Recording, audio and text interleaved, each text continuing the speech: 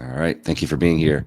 Andy Semotiuk, writer, journalist, lawyer. I'm sure there's some other things too we could say.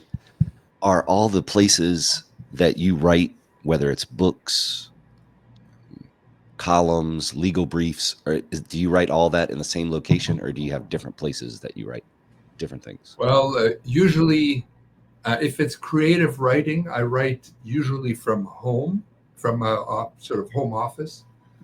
And if it's legal related work, usually it's at the law office. Okay. Yeah. How do you set time aside for writing at home then? Do you just do that every day, or do you have a project in mind? Yeah.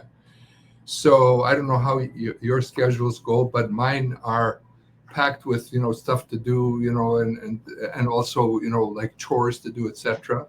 So I have to kind of um, set aside time or plan time for when I'm going to be doing writing. I'm thinking of things primarily creative writing, say like a column for Forbes or a book that I'm writing or whatever.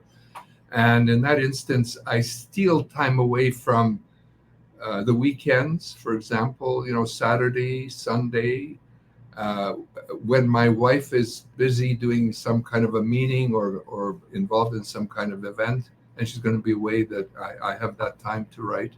I'm older, so my kids are grown, and I don't have responsibilities on a day-to-day level relative to small children. So uh, basically, I find that most of my writing is done on weekends uh, or on those evenings when I have a spot of time when my wife is away or she's busy with something, and I can do the writing. Do you find that your legal training influences your novel writing or your book writing? Did that come first or second, or how's that work? I like your questions, Sean. They're good questions. Yes. Um, in fact, my daughter, who's in the filmmaking world, keeps criticizing me, saying, "You got your legal hat on because it's fact, fact, fact, fact, fact," Yeah. and that I got to get more sort of personal and emotional and all that kind of stuff.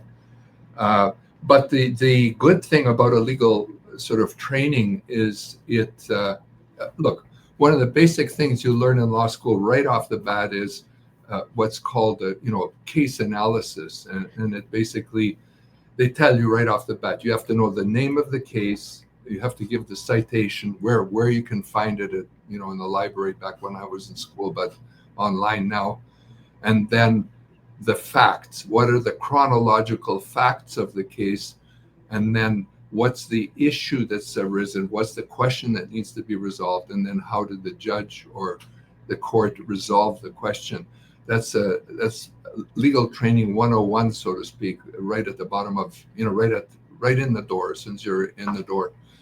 And I find that helpful, at least the fact pattern, the chronological aspect of organizing things is very useful in my writing. So I use that in terms of, even my creative writing.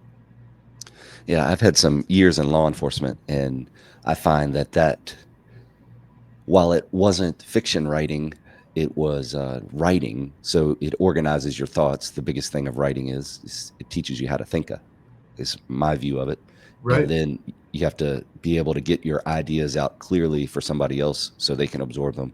But it does help to be able to, if you can write a good report, that's pretty good going into telling a story, because now you know all the elements you need to say. That's right.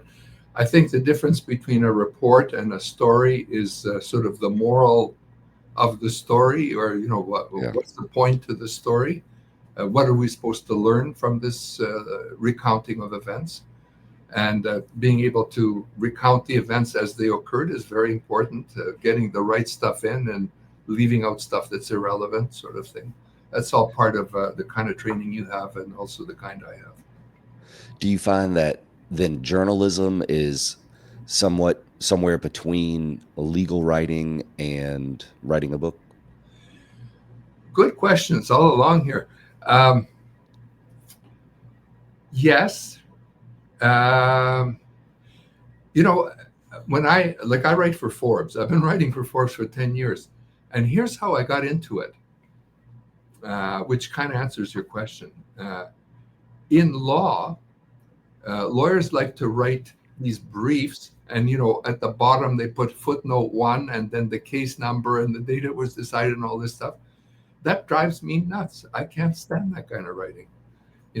So I thought, if I'm going to get anywhere with writing, illegal writing, it's going to have to be writing to general audiences where I don't have to do footnote. It's not that I'm averse to giving authority for what I'm saying, but I just, it drives me crazy to the idea of writing a whole brief with all these little footnotes at the end.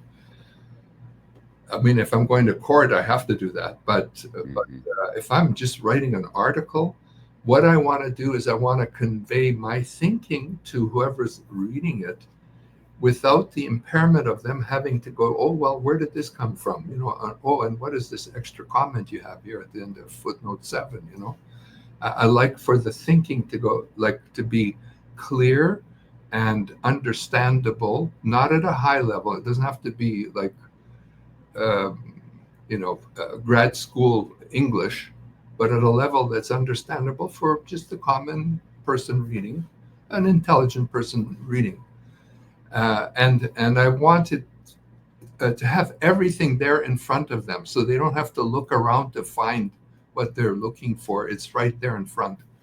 And so that's how I write for Forbes. Is I just write everything I hope is understandable to a common, ordinary, intelligent human being reading the thing, which is sort of a halfway away from a legal brief, and not quite creative writing where you're throwing in the Forbes instance. I can't express my own. I'm not supposed to be advocating. I'm not supposed. It's not propaganda. It's factual based writing. So I have to stay away from sort of what's the word? Biased writing or expressing my own point of view in terms of what I'm trying to say.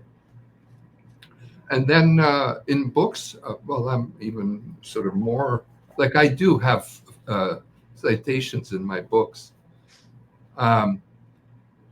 In my most recent book that I wrote, this Solomia, this book here, it's about an opera star. In that book, I decided I'm going to have footnotes, but I put them at the bottom of the page so the person doesn't have to flip around trying to figure out, what's this all about, where did it come from, and so on. So that's the way I kind of attack that problem. Yeah, that the legal writing, it's one of those things where you grow up and you think, okay, I know how to read and comprehend. You get through high school and you're like, I can read a paragraph and tell you what it's about. And then you take a law class about contracts and the way you talk and think is totally different. And then you wonder, when you put that up against the idea of the spirit of the law and the letter of the law, is the spirit of the law sometimes to confuse you? But I think it's just because there's so many people sitting around looking at every little detail of every little word that you end up with all those footnotes and citings of what is meant by this and what's meant by that. And it gets confusing. I'm not sure how to fix that, other than it just seems like it gets built on top of itself, of just the legal jargon. And then eventually you have to find some way to cut through that and see what the whole spirit of the conversation is versus what the letters are telling you. Well, I'll share two sort of insights in my life going down this thinking. One is, first of all, when I went to university, I went to the University of British Columbia in Vancouver. And in first year, I had to take an English class, English 101. I was pathetic at writing. Like the professor took pity on me at the end of the year. He figured, well, okay, I'm going to pass this guy because I don't want him in my class next year. I got a 50% and barely passed.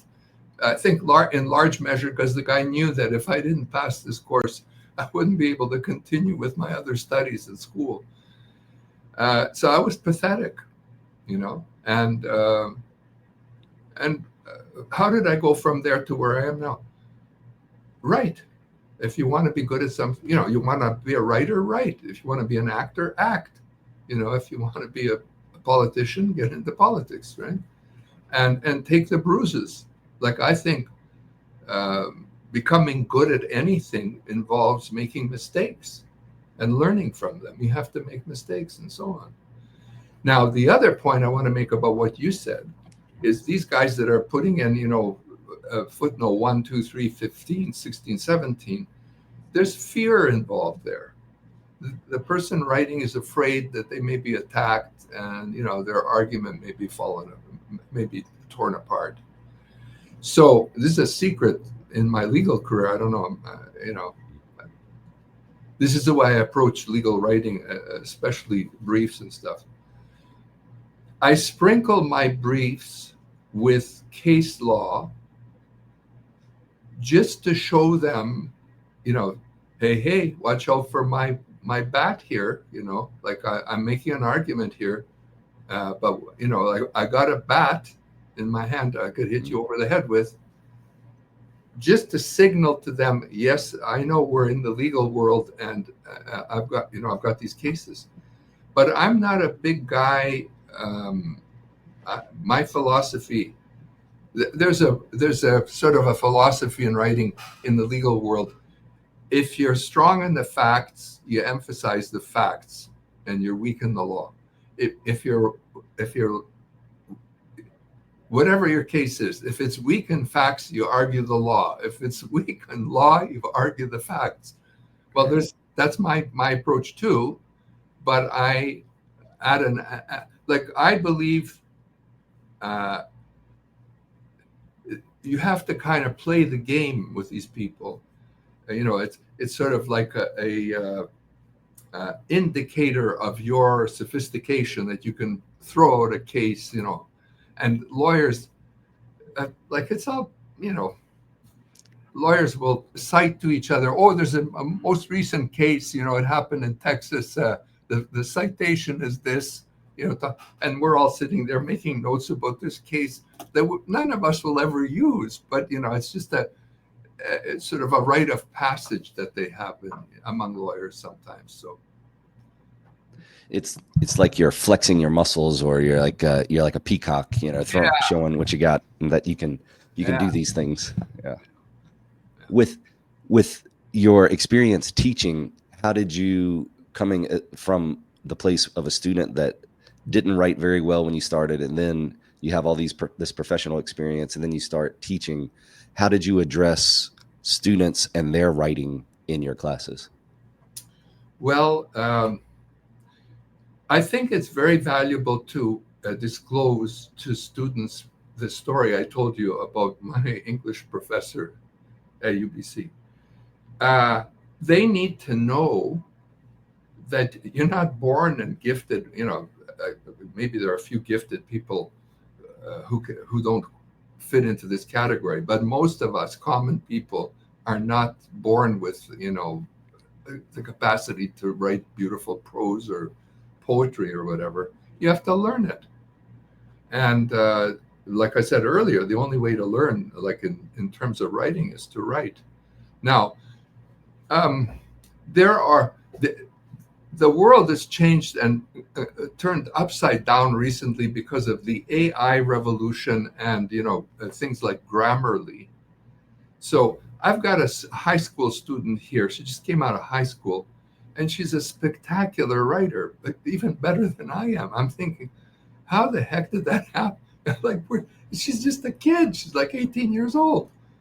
And but it dawned on me, wait a minute, ChatGPT's out there. You just put everything into ChatGPT, comes out, and it's letter perfect, right? So now she's a good writer. I don't want to take away from the fact that she's a good writer, but it sure helps to have these tools.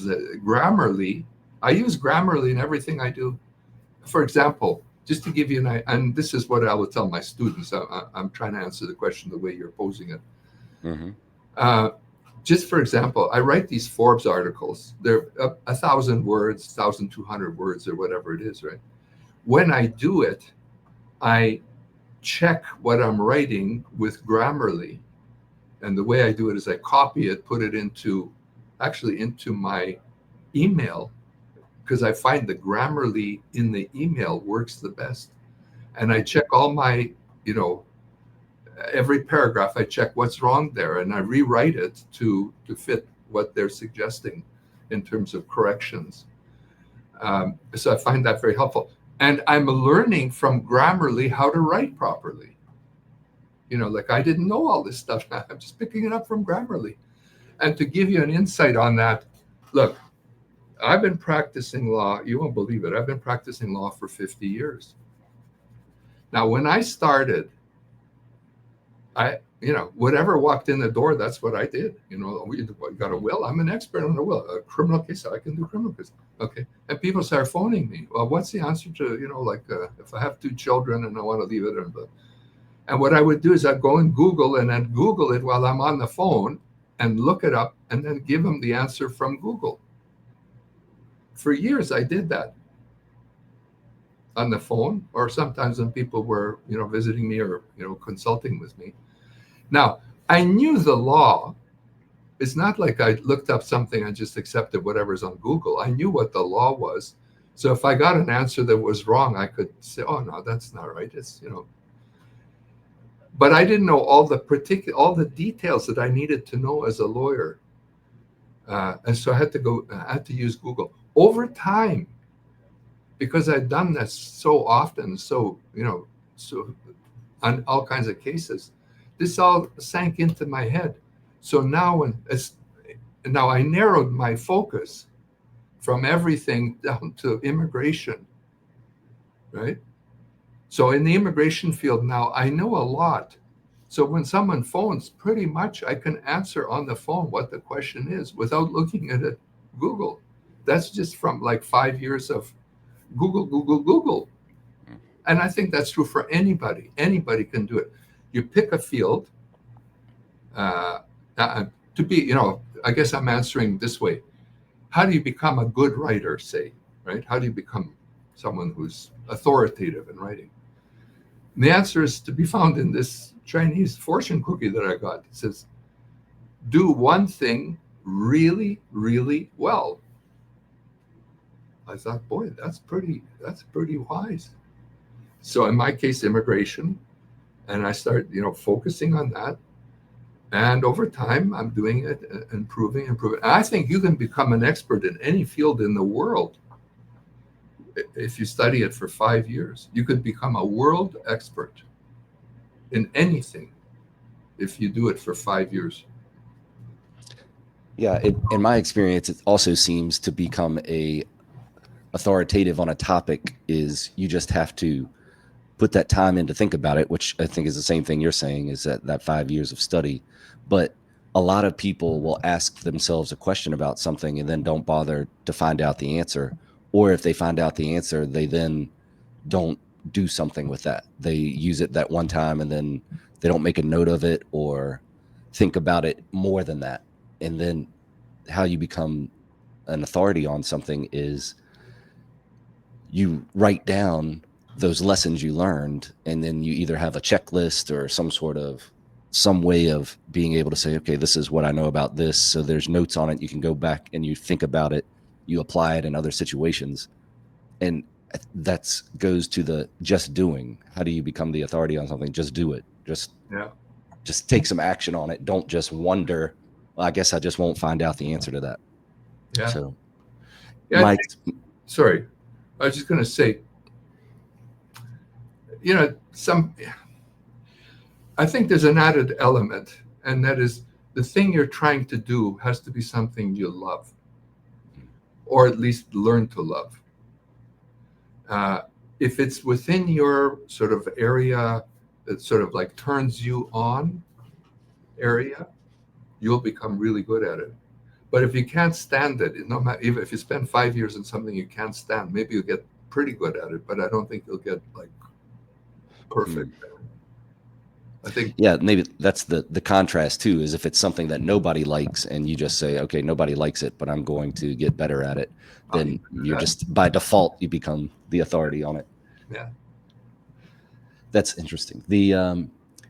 With teaching students, I taught for the University of Phoenix, not online, but they had some brick and mortar places, Mhm. maybe 2010 time frame.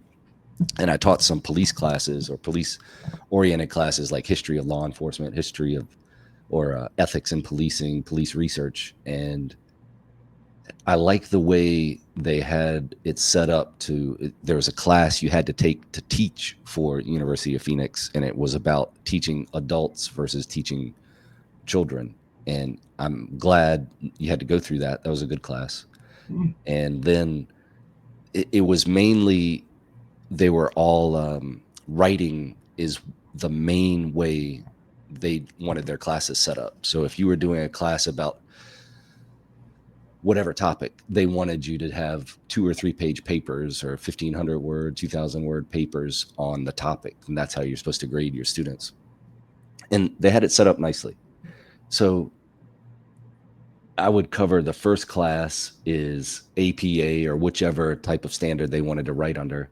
And then I would give them a checklist, a rubric of how I graded. Like it does it have an introduction? Does it have a conclusion? Do you have these things?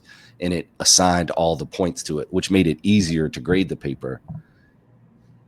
And also through University of Phoenix, they had this thing called Write Point, which is like Grammarly. It tells you all these, except it was for just them. And I'd say, when you write your paper, keep in mind the stuff on the rubric. This is what I'm looking for when I'm grading it. And then put it through Write Point, because I'm going to put it through Write Point. Like when you turn it in, I'm not going to look at the Write Point you submitted. I'm going to put it in through Write Point myself, and also through a plagiarism checker, which the Oh yeah. university had. And this is before Chat GPT and all that, but it goes through this plagiarism checker. And I would say, put it through Write Point and the plagiarism checker, and then attach those files to your paper that you turn in, because I want to make sure that you did it. And I'm going to do it. I'm not just going to look at the one you did. This is a class about policing taught by a police. Oh, I'm going to I'm going to do my own Write Point and yeah, plagiarism checker on it. yeah. And it always took longer to grade a bad paper than it did to grade a good paper, because you could just go right through the good paper. And I found that most of my teaching in those classes was how to write. It wasn't the topic so much. It was, how do you organize your thoughts enough to be able to put it on a piece of paper and have something that makes sense when you read it? Because there was plenty of things that didn't make sense. There was plenty of plagiarism and all of that, which is disappointing, especially when you're in a class about policing taught by police. And it's, yeah, I can't, I didn't understand the importance of writing when I was in primary school as much as I do now. That's how you organize your thoughts. Well, I'll give you a method that I use for writing with students. So this is the way let's say I pick a topic. An example of how I do this is I pick a topic, for example, climate change. And then in the class, I'll say, we're going to jointly write an article on climate change. All right. And the first thing we're going to do is we're going to appoint 2 students each, and I give each student a Sharpie and these large Post-it notes, like a pack of Post-it notes, 2 of them. I like 2 of them. And I say, okay, and let's say the class has got 20 people, just as an example. I say, okay, you guys are going to write what is suggested in 1 or 2 words on a Post-it note. They're large Post-it notes. Okay. And I'm going to go around and ask everybody for suggestions on the topic of climate change. What should we say? Okay. Now we need a direction. What direction? We're obviously against climate change. We want to stop climate change. We want to improve that's the direction we're going in.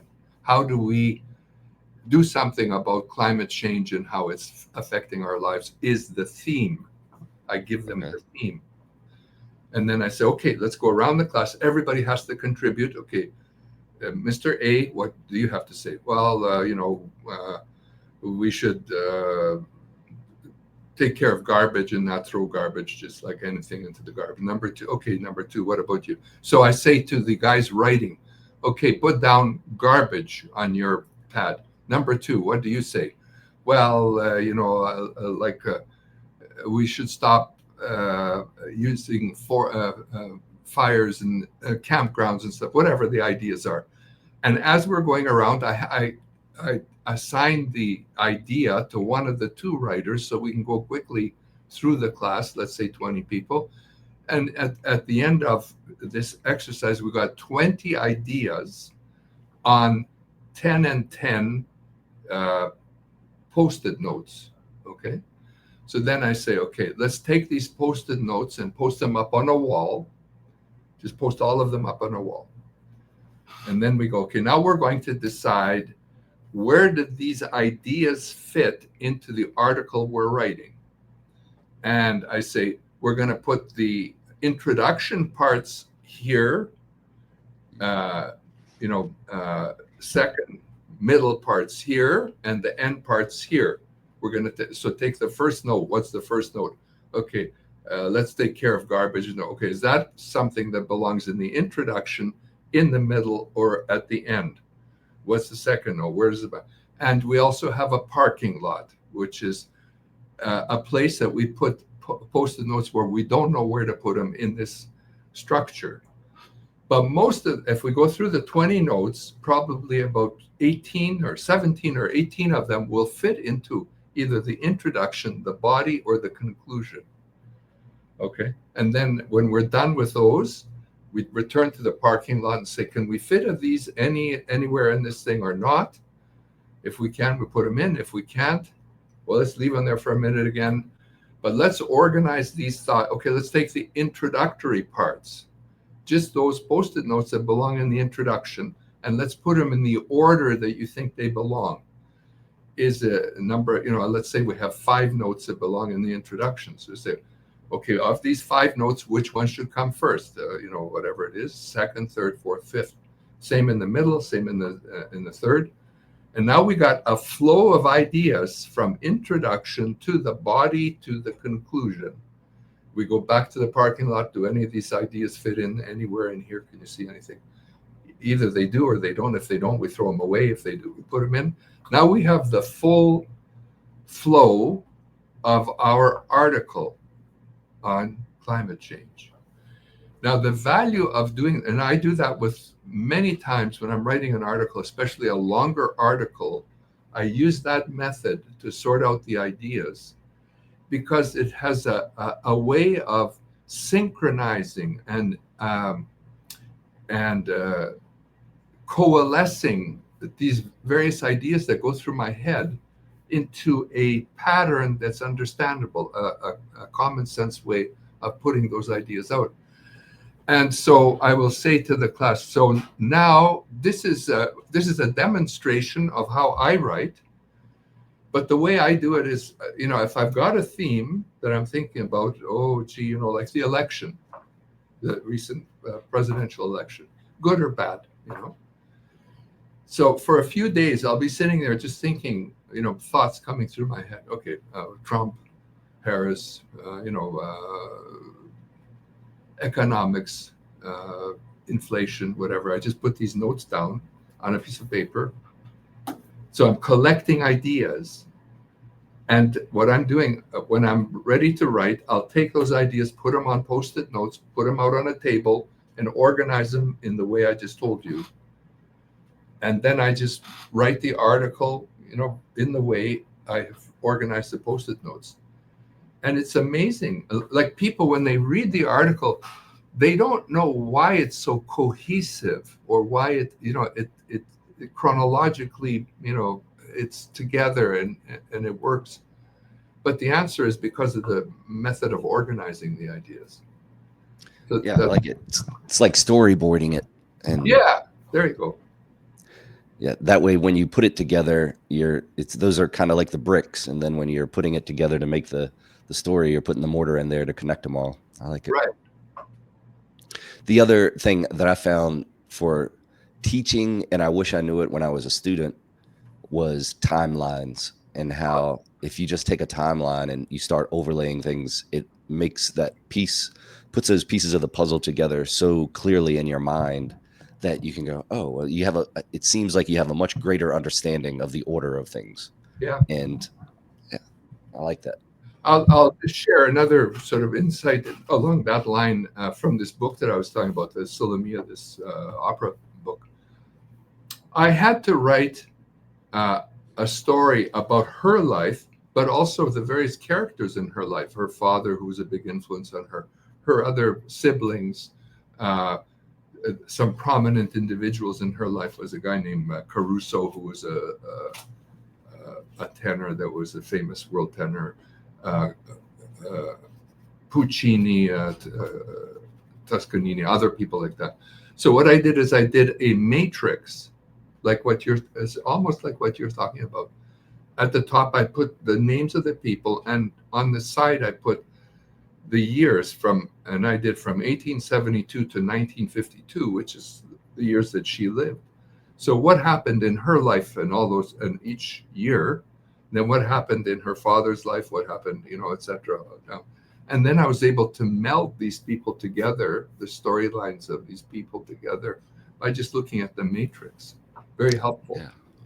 Yeah, that's interesting, even to think about taking your own life, not taking your own life suicide wise, but taking your own life as example and saying, and just make a timeline or a matrix of that and say, well, when I graduated from high school, this is what was happening. This is what happened. You'll remember it. But I think we don't look at those things as a single picture at times. Yeah. So we don't make those connections. It's Well, I'll pick up on another idea that you mentioned earlier. Um, I don't know about you, but I keep a diary of my life, and I have one from 1975 until today. wow. And now it's not perfect, like uh, the, some of it is stupid, like, but it's helpful. Like, especially when I go back, I think, well, what kind of a guy was I when I was in 1976 or whatever, right? I go back, oh my gosh. Wow, what the hell was I thinking? You know, but it's interesting. You meet yourself, your old you on paper. Ooh. Wow. Yeah. Hadn't thought about it like that. I do have times where I think of in life where you have those milestones where you can go back and you can think what you were thinking about then, like when you get your driver's license, when you graduate, when your first job, all those types of big events. Yeah. And then you have those times where you're thinking, my parents don't know what I'm going through. And then you realize when you get older, your parents are right about all the stuff they said, unless your parents were crazy. That's the qualifier. And then you're like, oh, okay. So I appreciate what they were putting up with. And then you think about how old you were when your parents had you at what age. And you're like, wow, I can't imagine being only this old and having this many kids and worrying about all that plus everything else. It's strange when you step back and look at the perspectives of other people. Oh yeah. Yeah. Because So with your writing, when you wrote the opera book, did you set time aside? I know we already talked about a little where you're talking about working on it on the weekends, but did you have a schedule where you tried to show up and write even if you didn't feel like writing? Or were you writing for a topic like at this time when I'm writing, I'm going to finish this chapter or this idea? Or were you doing a word count? How did you keep yourself going through all the writing? great questions, man. I don't know where you're getting all these questions, but that's really good. Um, this book took me 10 years. It took 10 years because I couldn't do it every day. I mean, I got a full-time job. This is like part-time work after hours, right? It's like if you ever went to university after while you're working, it's the same deal. I was doing university after hours, sort of, on this book. A couple of key things about it. First of all, it meant a lot to me. It meant a lot because, well, she was a family member. She's my grandmother's sister, but there's a story behind her life as well. It's the story of someone rising from obscurity to the world's toppest, top of the world, the right, the best in the world in the field of opera. But the story is not about opera. The story is about the human, the human spirit and what can be done if you channel it well, working in your field of uniqueness and putting it in the service of others. And her uniqueness was her voice, but also her love of singing and music. And so, because she was in her unique area, she was able to, when you're working in an area that you are uniquely gifted in, it's not competition with others. There is no competition. You're in your, or very little competition in the world out there, because, this is stuff you love with a passion. Now, from my point of view as the writer, this is a little bit of a story, but like when I started, I'll just tell this story. Look, I'm about 8 years old, grade 3. I come home from school. I'm having lunch. My mother comes in with the mail. She opens the letter and she says, "Oh, Tata Solomia Pomerla." That's Ukrainian. We're Ukrainian in background. And she's saying, "Oh, Aunt Solomia has died." That was the first time I ever learned about Solomia Krushelnicka, who's the person I wrote about. From that, which was back in the 1950s, until today, like I just finished this book about a half a year ago. It's a long journey. In the beginning, I had no interest in her whatsoever, other than, well, she was my aunt, period. Oh, but over the years, as I grew older and stuff, there were people who really admired her in my family, and they told stories about her. How an example was, one story was that she sang before Tsar Nicholas II of Russia. Now, big deal. What's the big deal there? Here's the big deal. Tsar Nicholas II was a Russian emperor, Tsar, and he forbid the use of Ukrainian, the language, or, songs, music, books, everything. It was all Russification. There is no Ukraine. And she went and sang before him in Ukrainian as a kind of defiant note, because she was a world star, and he wanted to hear her sing because she was a world star. And only after he heard her singing, he asked her, "Say, what language was that in?" And she says, "Ukrainian." Oh, what background are you? Ukrainian. Oh, I didn't know. I didn't know. It was too late. But anyway, that's just a little example. So I heard stories like that. And initially I just, okay, that's interesting. But over time, my mother, who was also named Solomia, by the way, same name, started talking to my kids and really wanted them to know about the life story of this lady. It meant a lot to her, my mother. And here is the irony. This Solomia, the one in the book, was applauded for her voice worldwide, in the United States, in Canada, in South America, in Europe, in North Africa. When she performed, audiences adored her and her music and her voice. My mother, Solomia, was deaf and could not hear her sing. Wow. But they were close. The star, the opera star, and my mother. Now, they weren't close age-wise or world experience-wise. I mean, this woman was a big star and a big shot, and she traveled around in upper circles. And my mother was, a modest. She was a tailor. So they weren't close that way, but they were close in terms of they were the same name, same family, and this irony between the two of them, that while other people applauded her voice, my mother couldn't hear her voice. And I think that drew them together. So anyway, my mother, Solomia, made sure that my kids knew about this woman's life. And I'm thinking, geez, it meant a lot to her to, like, and that started it up. It started, my feelings started coming into play. So now that's a long way to come to the answer to your question, which is, how did you write the damn book? And the answer is, when other people went on parties and spent the night, having a good time, I sat at home and wrote the damn book.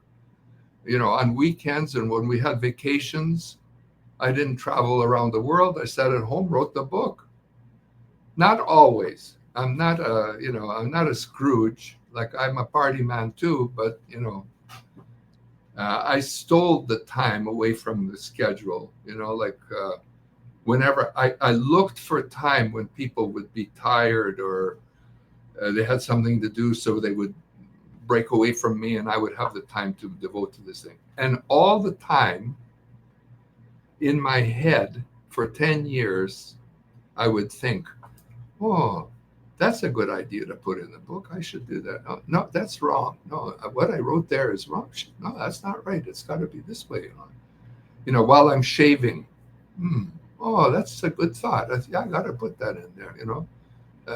While I'm eating, I'm reading books about opera to figure out how to, while I'm in the car, hit the record button.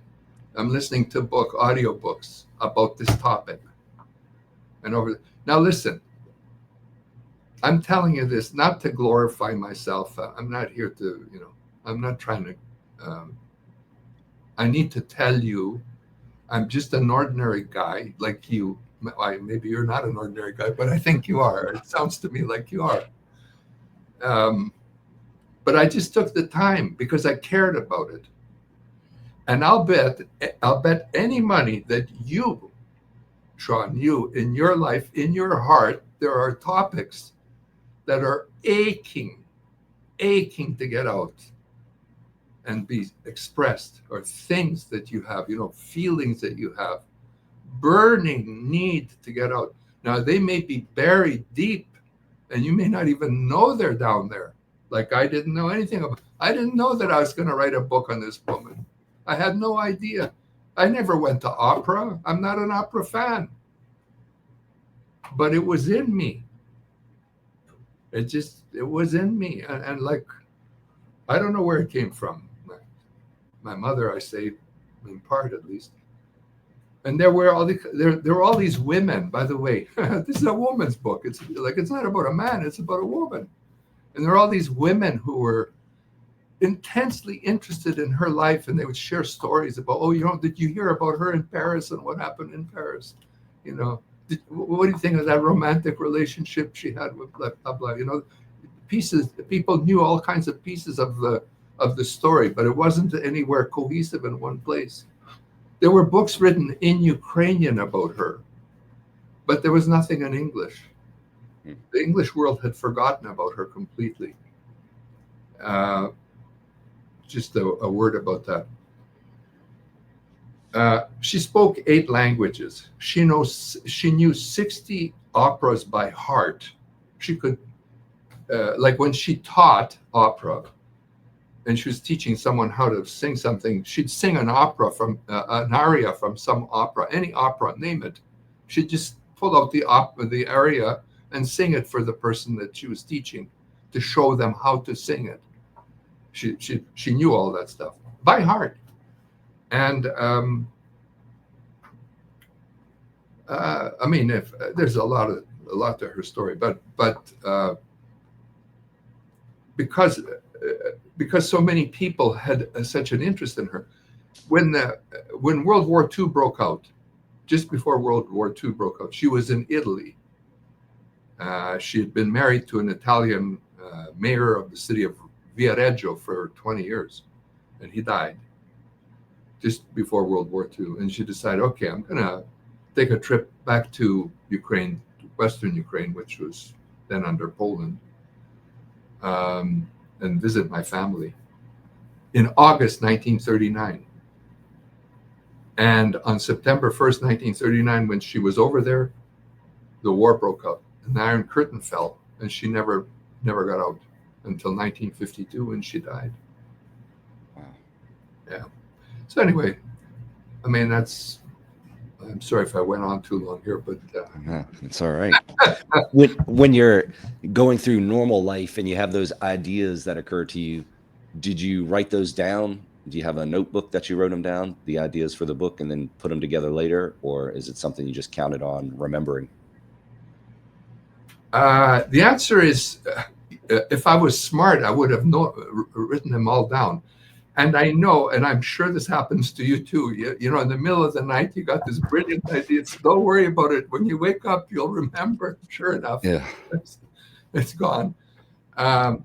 So the answer is, by and large, I used the idea within about a day or two by putting it somewhere in the text that I had going to keep the idea fresh. And then I had to do this exercise like I showed you with these Post-it notes to pull these ideas and put them into some kind of order. And I used it, chapter by chapter. I used exercises like that to organize the thoughts. Where do you think ideas come from? Wow.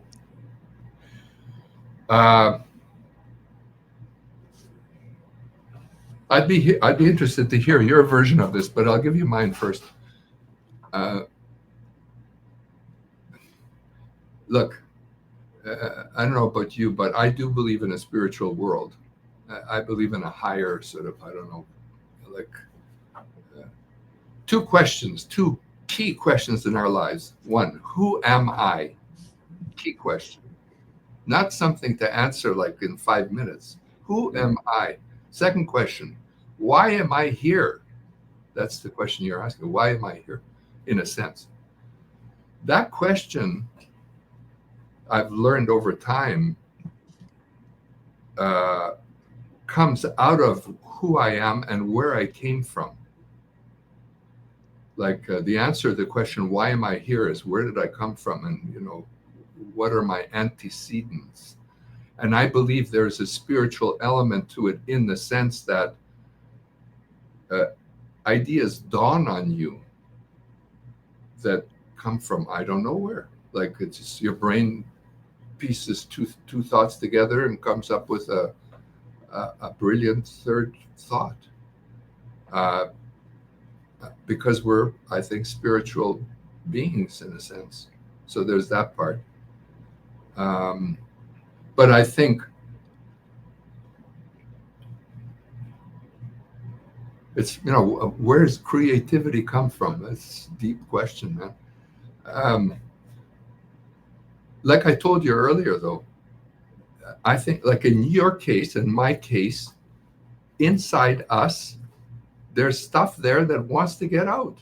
Maybe stuff you don't even really appreciate that it's in there. Like, for example, you may have come, I came from a Ukrainian background. You may have come from a German background or Italian background or whatever the background is. And you have an antecedent history. You got, all this stuff coming through on your side of life. And I'll just give you one example. My mother-in-law was an Osterbiter. And what that is, when the German Nazi army came into Ukraine, they gathered 2 million people, young people, mainly women. And she was, I think, 16 at the time. And they collected them. Said, okay, you have to come join here. You're going to meet us right here. And if you don't, we're going to come after you. And they put them on cattle cars and shipped them off to Europe, like to Germany. And they're put on a stage And there were guys there, they're called bowers in part, who said, okay, I'll take that one, and that one to work on the farms. And my mother-in-law worked on a farm through the whole period of World War II on a Bowers farm, which we visited, my wife and I, later, and got to know the family and reflected on life together with them after the war, of course.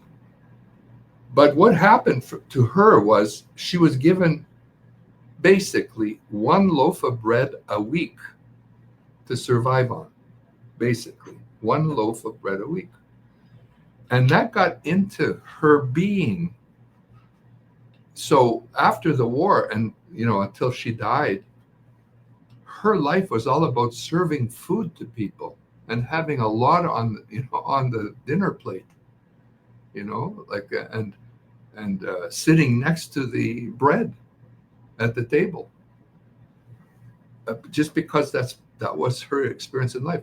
And I believe we, as a result, also have that legacy passed down to us. We're big on food. We like food, like it's maybe a kind of out of rhythm with what should be normal in terms of food. So that's just one example of how your antecedents influence you and create the ideas that you have in your life. I think as far as the reason why we're here, it's perspective and experience. That's, to put it as simply as possible, is why we're here, why we're living in this, whatever you want to call it, reality, simulation, whatever it is. That's why we're here. Yeah. And then as far as where ideas come from, I can feel a difference between ideas that are manifest through my own experience and then ideas that feel like they're shown to me by something else, that say, hey, think about this. Well, what about this?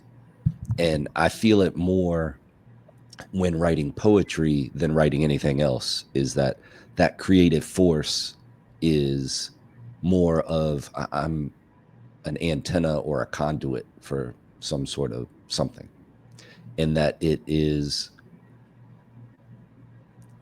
different than if another person received that message, because I'm different from that other person in this form. So I can tell when I'm writing poetry that I'm writing, because I don't like it as much as the poetry that I feel like is coming from some other place. So I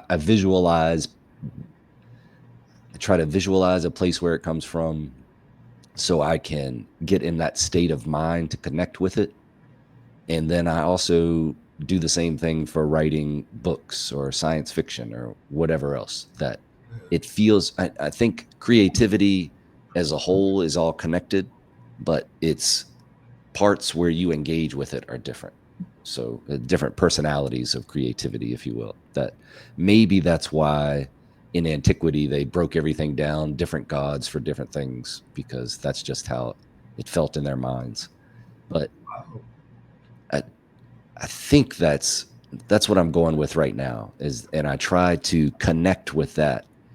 The poetry one, I started a lot more about 3 or 4 years ago, taking poetry a lot more seriously than I had before. And I was worried that there would come a time where it would be out. The poetry source is gone, and now I'm going to go back to writing about, crime dramas in space or something. But I found that I've showed up so much for it, thought about it so much, that I don't think it's ever going away, because it's so much bigger than me, that I'm tapping into that. That's not tapping into me. That if I don't pay attention to the message, then it just goes somewhere else. But I do picture what is that creative force doing when I'm not engaging with it, and more of like writing a book. I picture that creative force is just sitting in an apartment somewhere in a robe, watching TV, eating cereal, waiting for me to engage with it, because I've ignored it a little dealing with this poetry stuff. And then I wonder, when I show back up, is it going to be angry, like, hey, where you been? Or is it just going to pick up right where it's left off? And so far, it's always picked up right where it's left off. It's not a judgy type thing, but that doesn't mean that can't happen in the future. But have you ever visualized that creative source like that? How do you get into that zone of being able to say, okay, all this other stuff that's going on in life is going on, but right now I'm concentrating on this writing and this thought? A very thoughtful discussion here. I have to go back to my basic sort of assertion, which is like we're agreeing in large measure on this. Your we're here because we should have a point of view. We have a point of view. Like you grew up different than I did. You went to a different school than I did. You were from a different part of the world than I was. So we have different perspectives, and it's our job. It's really our part of our experience to express our points of view, to share our points of view. That's why we're here in the world, I believe. And so, so in answer to this general sort of theme, I would say the very fact that we exist and that we have gone through the experiences we've gone have made it necessary for us to express, put into words the things that we have experienced. Putting emotions in particular into words. Now, I'm not big on poetry. I'm not a poet. I tried to do songwriting. I spent a couple of years going to songwriting meetings in Hollywood with the Songwriters Guild. So I know about songwriting, but I'm not sure I know about poetry. I think you're ahead of me on poetry.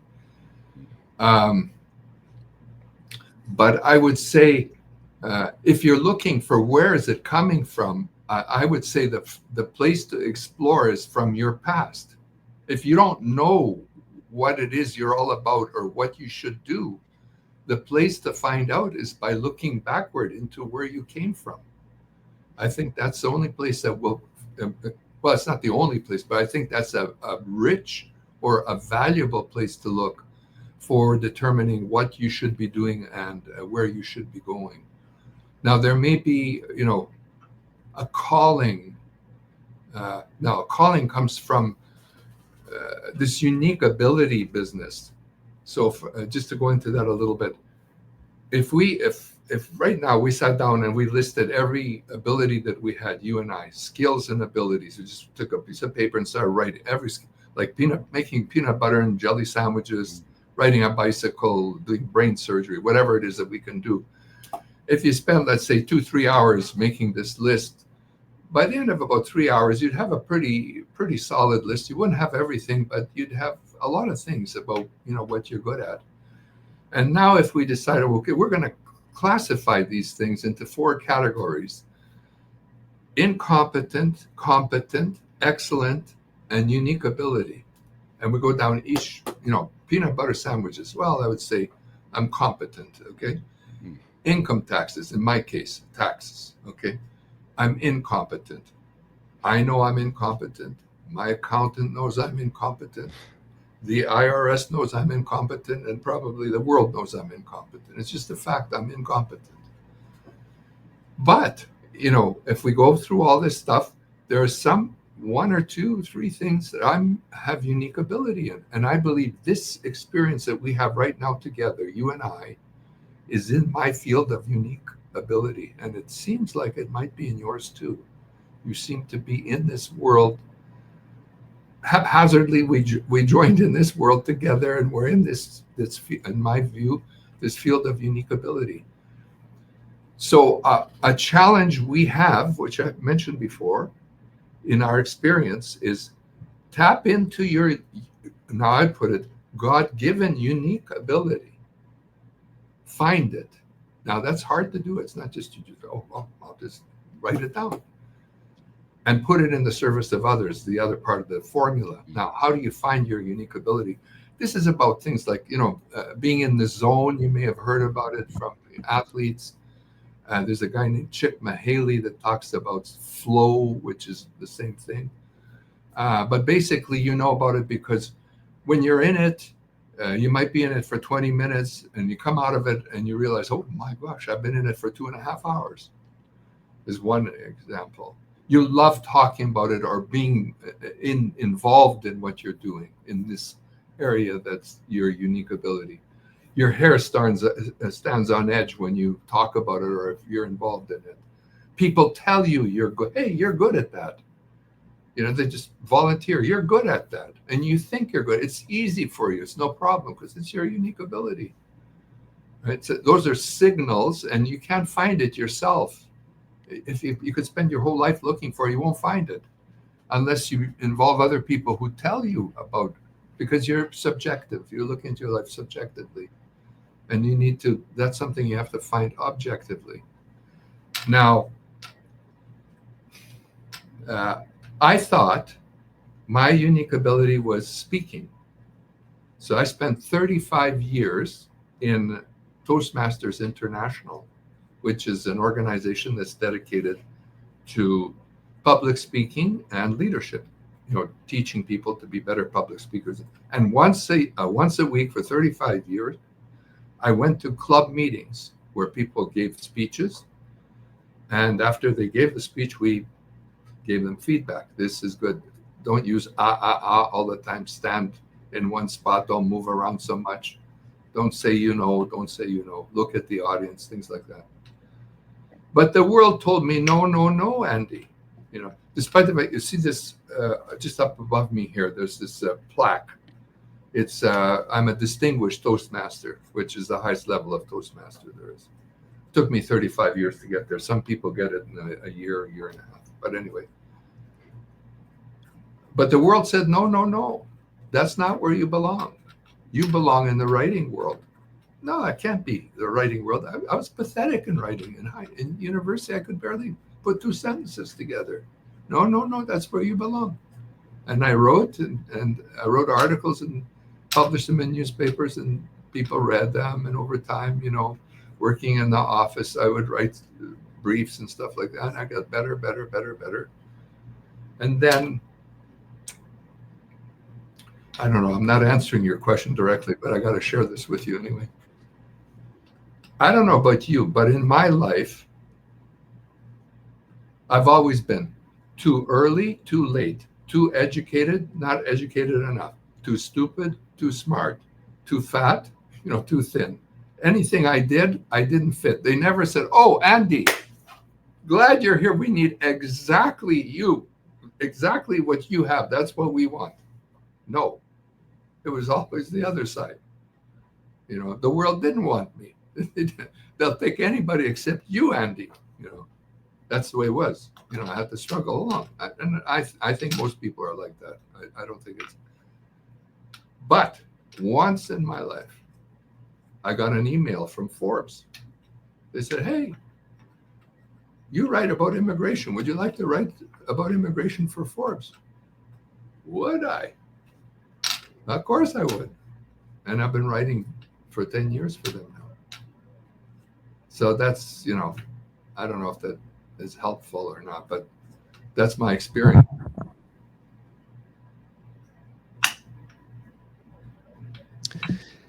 How many projects do you work on at once? Do you have things that you're working on now, whether it's for work or for just the writing pleasure of it, or how do you organize your time that way?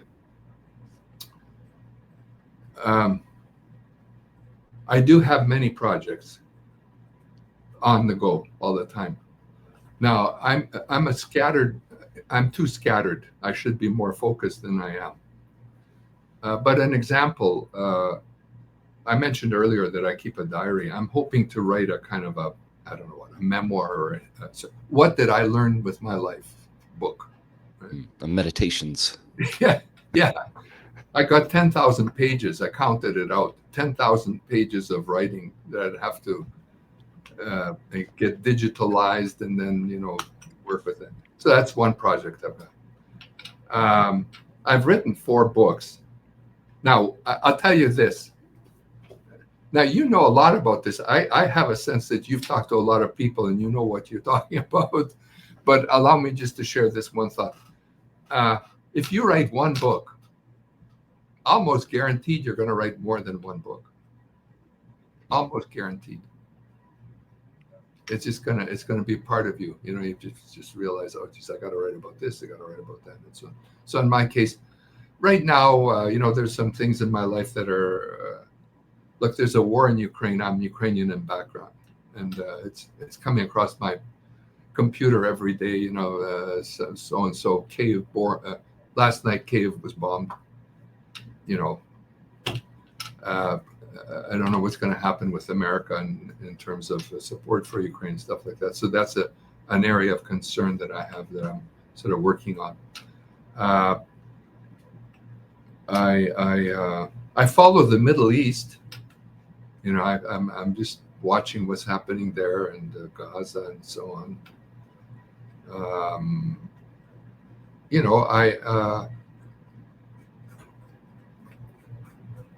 I watch television every night. I like to watch something from a TV series. So for right now, we're watching a program called Saving, what's her name, Beatrice, which is a French language program out of Quebec about a doctor who's an ER doctor, emergency ward doctor, and her life. So I get nourished from that kind of thing. And I read a lot. I mean, I'm reading all the time. Listen, my life is no different than probably most people's lives, I suspect. I think people read. They have their interests and they work at them.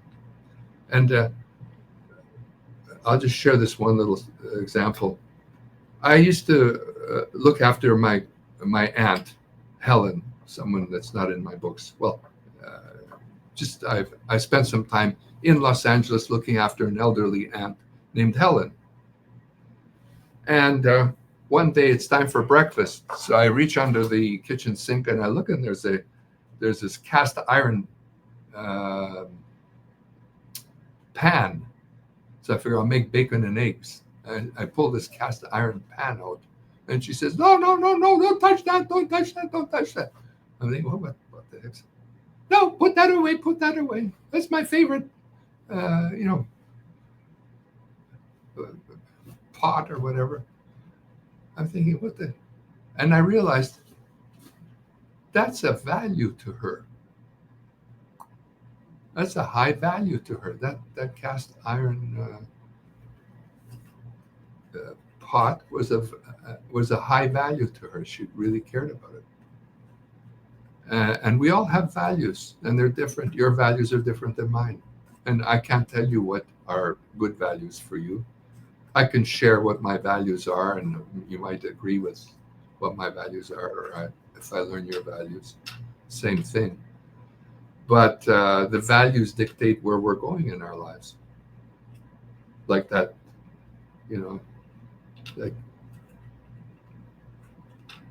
so. What is your next book then? If you write 1 book, you're going to write more.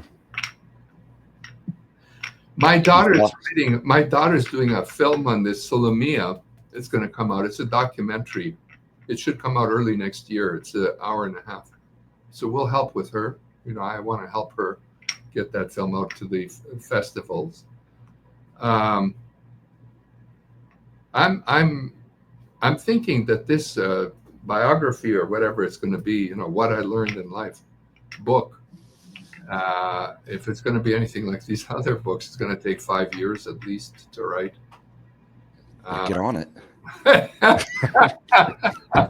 Oh my gosh, that's brilliant. Oh jeez. I don't know. I also do stand-up comedy, by the way. Oh, okay. Timing. Yeah, timing is important. Do you have a notebook where you put down like comedy ideas when you think of Yeah, them? yeah. Yeah. I'm gonna tell you a joke right now. I'm gonna pull out one of my Okay. favorite jokes right now. Okay. Here we go. All right, hang on. Oh, yeah. See, I got notes here. These are Okay. my favorite jokes. So here's one. Times Square, rush hour traffic. Guys in a car.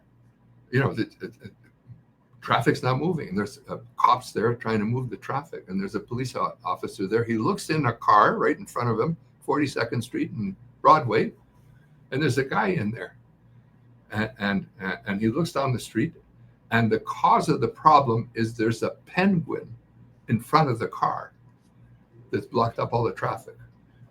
So he quickly grabs the penguin, goes to the car. The driver says, "Here, take this penguin to the zoo." And the guy puts it in the car and drives off. About 2.5 hours later, the cop is still there in Times Square. Looks, and he sees that same guy. And he looks in the car, and he's still got the penguin in the car. And he goes to the guy. He says, "Hey, pal, I told you to take that penguin to the zoo." And the guy says, "Well, I took him to the zoo, and now we're going for the opera." Yeah. This is what got you writing a joke book, huh? Yeah. Yeah. No, okay, maybe I didn't get that down exactly perfectly, but I like the concept. Do you see that as like you have it in a book where you tell it, or you do stand up like that, or is it more of a comic strip? No, it's the ideas excite me. I love comedy. I love humor.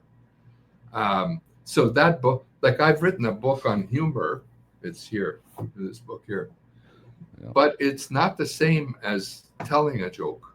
It's telling a funny story is better than writing a funny story. It's about in tone and the ambiance of the place, and does it fit what we're discussing and all that kind of stuff. So that joke that I just told you, what it's doing is as I'm telling you the story, you're going down this path to the point, to a point. Like actually, I should put it another way. When I'm telling you this story, I'm leading you down a path to a point where, when we get to that point, I reveal something, and it connects you back to the beginning of the story. There's a surprise at the end of the story. There's a punchline that surprises you, and the surprise is what makes you laugh. So I like that kind of humor. The surprise being, well, what the hell is this guy doing driving around with a penguin going to the opera now? So I try to incorporate this humor in my writing and in my work, like in my speaking and so on. Does Forbes do like comedy strips, like a couple pictures of comic? Because I could see that in a comedy one. You have the traffic backed up, maybe 3 or 4 panels. Then you have the penguin, the police is putting him in the car, and then some time goes by, and then the penguin is in the car with him with like a balloon tied around his fin, and it's like some popcorn or something, and now we're going to go over to this thing. Yeah. It fits beautifully as a cartoon, but Forbes has, like, what's that? I've got a swim lane, they call it. My swim lane is immigration. Stick to your swim lane. If I try to wander off into any other direction, they blow the whistle at me and say, "Get back into your swim lane." I mean, there's probably a story in there about why borders are important. Maybe, yeah. Stay in your lane. You have to have a border. You're gonna go into this other story. Think you got something there. That's creative thinking. Yeah, think you can do something with that. Yeah. Anyway, what's the best way for people to follow your work and be able to see what you're doing? all my stuff is on Amazon. So you can get any of my books on Amazon. If you type in my name, Andy Semotiuk, you can find them. I'm particularly interested in seeing how people respond to the audiobook that I have for Solomia. If anybody's interested, and if they want to get a hold of me, I work for Pace Law Firm as an immigration lawyer in Toronto, PACE, and the website is pacelawfirm.com if someone wants to reach me. I think I have some links for work visas Yeah, and okay. that's So I can get, another I'll see. site that's mine. All right, I'll see if I can get a link from you after we're done for your Amazon and put that in there too. But those will be in the show notes for people to check out. Great.